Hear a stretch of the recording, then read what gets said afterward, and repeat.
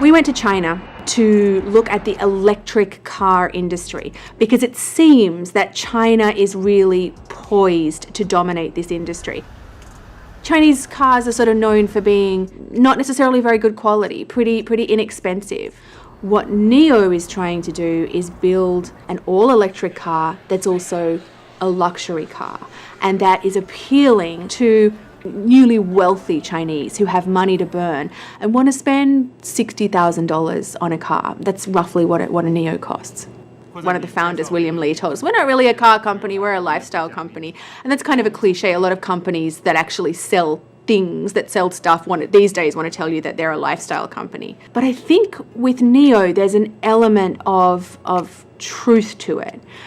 William Li clearly feels that he has a very clear understanding of newly wealthy middle class or upper middle class Chinese. This new class of prosperous Chinese people who have had money for a while now, have been able to buy the things that they want for a while now, and are starting to think about what they want their lives to be like, what they want for their children. And he clearly thinks that NIO, his car, can be part of that. 因为你买了一辆车 If you're buying a car, you're not just buying a vehicle, you're buying a ticket to a new lifestyle. And so he's doing several things. First of all, if you buy a NIO car, you get an app, and that connects you with an entire kind of social network of other NIO owners. And then NIO has also set up these places called NIO houses. 我还希望有些 beyond the car 的部分 There are some things beyond the car. The second floor is like a clubhouse. 以后才可以到2层来 Oh, 1 you 层是 can't come here unless Yeah. you own a Yes. NIO or you've ordered a NIO. Yes, And then you're part of the club yes. and you get It's to a hang out clubhouse, here. Yes. And they're in some of the kind of most expensive real estate in places like Beijing and Shanghai. And the idea is that if you're a NIO buyer, you can go to these places and they offer things like flower arranging courses, teaching you about espresso coffee, how to make an espresso coffee. There's the playroom for kids. It's a place to socialize. And the idea is that NIO helps offer them a kind of upper middle class lifestyle. I think that it's fair to say we were a little bit skeptical about how appealing NIO houses really were to Chinese consumers, but we met some of them, and I think that kind of changed our minds. In particular, a man called Ben Cui. 个导航，那煤气一样。 And he was there picking up his brand new NIO, so he just spent $60,000. And he, after much research, I think he'd been researching this for a year, had decided that the NIO was the way forward for him. So instead of buying an American car or a German car or a Japanese car, he had decided he was going to go with a NIO. And part of the reason for that was that he liked this kind of entire social life that went with the car. 而且我觉得通过这个公司，通过这辆车，我可以认识更多的朋友。 You're going to make friends 对， through this car. 变成一种社区的模式。 And he was there with his parents, who I guess must have been probably maybe in their late 60s or 70s. So they had lived through a very different period in Chinese history. It's so interesting to think that what they have lived through. And then their son is now buying a $60,000 car. It's pretty amazing.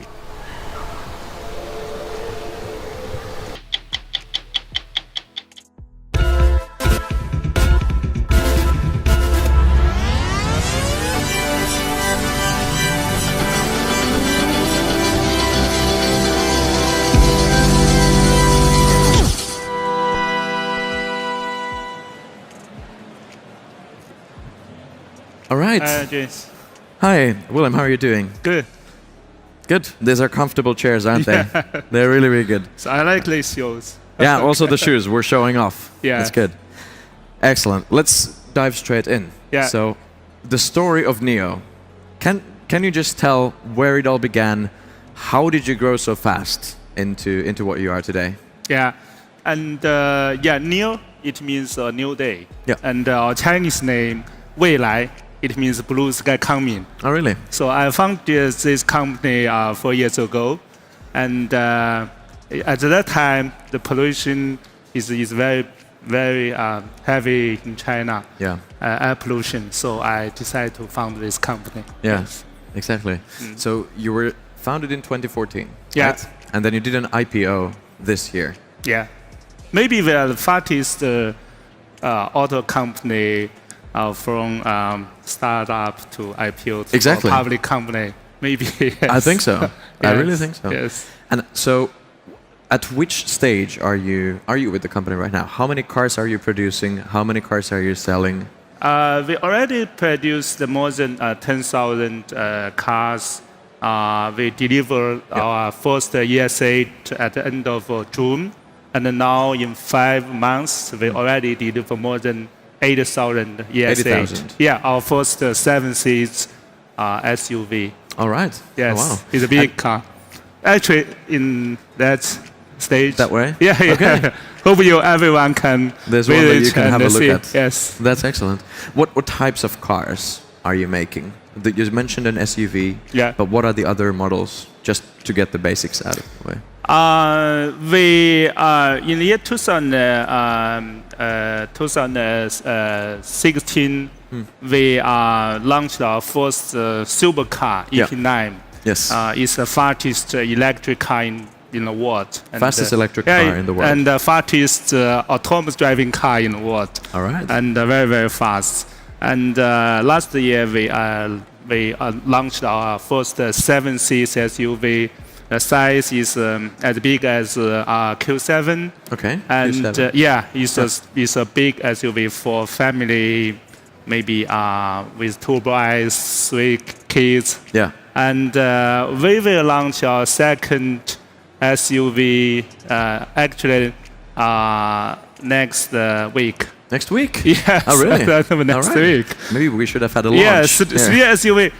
In China, I think SUV is quite popular. Yeah. Because the traffic is very, very heavy, and the users, drivers, they want a very big space.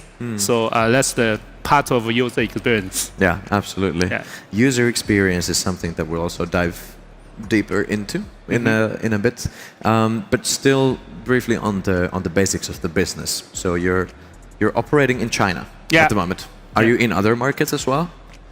We are a global startup. Yeah. We founded this company in a different way.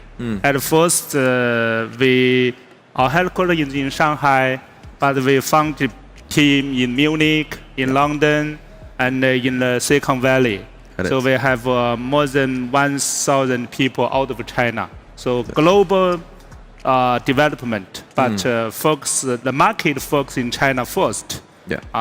But in the future, definitely we will enter the global market. Good. Yes. Yeah. So you mentioned user experience, and you're building the company very much around user experience with a very comprehensive approach. So, just to kick it off, what is a good user experience to you? How would you describe it? The user experience is not only about the function experience, like the car's acceleration, speed, the power, and about the emotion experience. So I think it's if you want to redefine an industry or redefine product, you must redefine the use experience of this industry, just like smartphone. Yeah. Yeah, hardware, software, and the service. Right. Combining all. Yeah, those. combine. Yeah. That's will be new products. And in auto industry, I think in the future, the user experience of a car brand should be include 4 parts. One is the hardware, the car, and the service, and digital touch point, and beyond the car, the life the car will bring to you. Right. So these 4 parts will combine to be the future auto industry's user experience.